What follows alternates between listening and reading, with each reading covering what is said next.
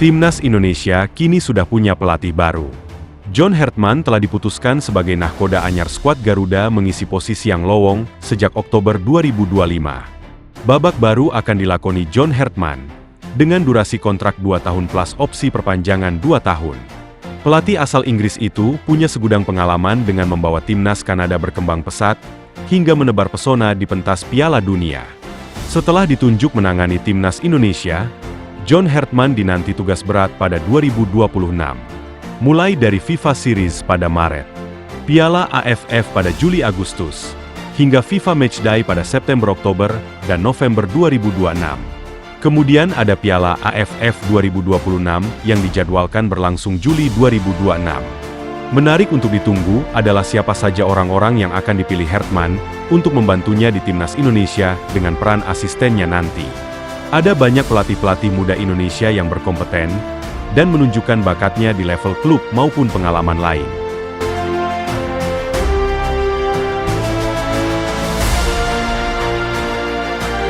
Nama pertama dalam daftar ini adalah striker legendaris timnas Indonesia, Kurniawan Dwi Yulianto.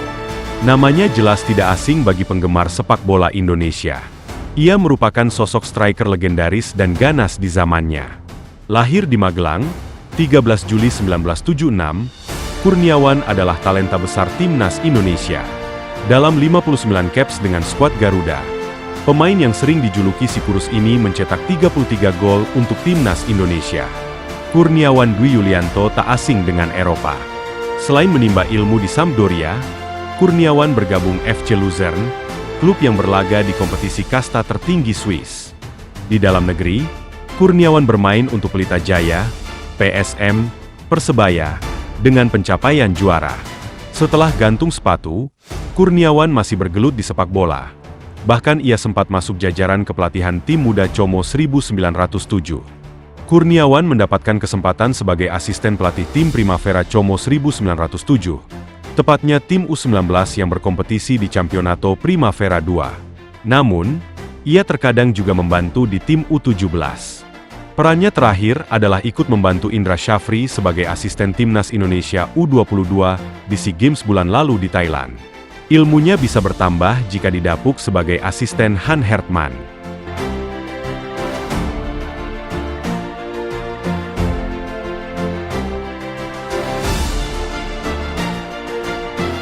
Kemudian ada Zulkifli Syukur, juga mantan penggawa timnas Indonesia dan sejumlah klub besar dalam negeri, tentu punya segudang pengalaman. Ia pernah merumput di PSM Makassar dan Arema. Sementara di timnas Indonesia, pemain yang sering menempati bek kanan itu total mencatat 32 penampilan sepanjang karirnya. Kini, pria berusia 41 tahun menggeluti pekerjaan melatih. Jejak kepelatihan Zulkifli Syukur dimulai pada tahun 2022 sebagai asisten pelatih di Adiaksa Farmel FC, kemudian menjadi pelatih kepala tim PON Sulawesi Tengah, Sulteng, pada 2023 hingga 2024.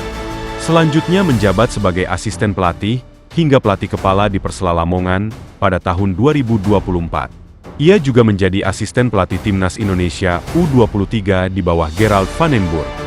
Secara perlahan wawasan dan pengalamannya meningkat, dan membuat Zulkifli Syukur menjadi satu di antara pelatih potensial Indonesia.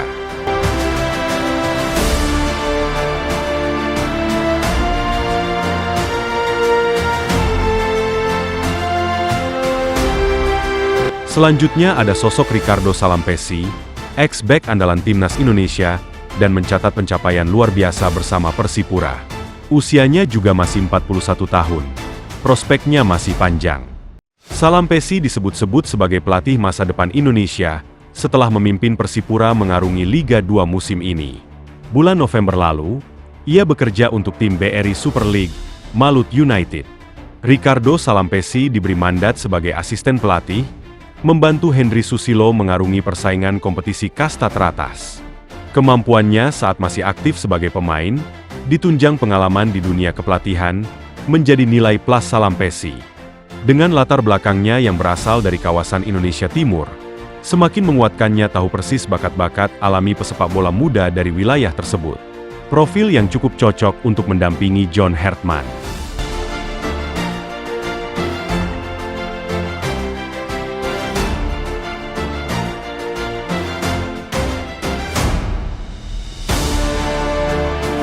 Mantan defender timnas Indonesia, Charis Yulianto juga layak masuk dalam daftar ini. Tidak hanya pengalamannya menjadi bagian dari timnas Indonesia, maupun sejumlah klub-klub besar di kompetisi profesional. Namun fokusnya di dunia kepelatihan layak diberi kesempatan.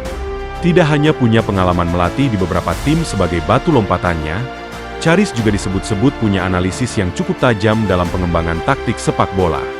Di sisi lain, ia pernah menyerap ilmu dari Shin Tae-yong. Ia pernah menjadi salah satu asisten Shin Tae-yong, membuatnya belajar banyak hal dari pelatih asal Korea Selatan tersebut.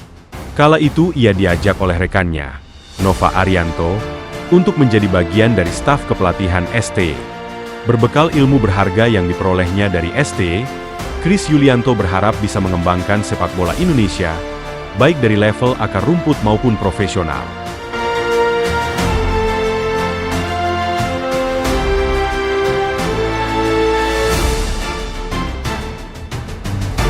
Sebagian besar pelatih lokal Indonesia banyak memimpin klub dalam persaingan Pegadaian Liga 2, mengingat di BRI Liga 1 sangat didominasi pelatih asing.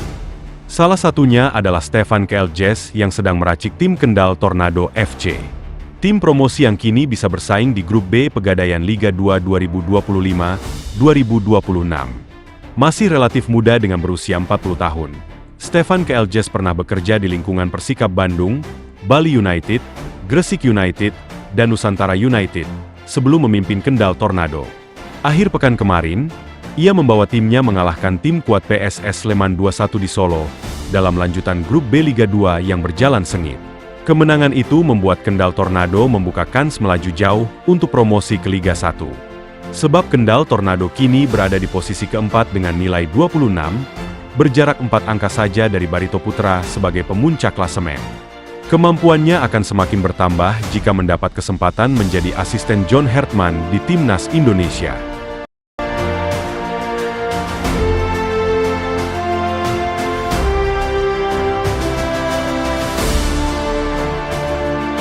Jika diberi ruang, kepercayaan, dan panggung yang tepat, mereka bisa menjadi kekuatan tersembunyi yang mengubah arah Timnas Indonesia. Di balik nama besar John Hertman, ada satu kunci penting yang tak boleh diabaikan. Figur pendamping yang memahami denyut sepak bola Indonesia. 5 pelatih lokal muda ini bukan sekadar pelengkap di pinggir lapangan. Mereka adalah calon arsitek masa depan.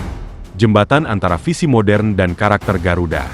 Pertanyaannya kini bukan lagi soal siapa yang pantas, tapi siapa yang benar-benar siap ketika kesempatan itu datang. Karena dalam sepak bola, sejarah sering lahir dari kolaborasi yang tak terduga.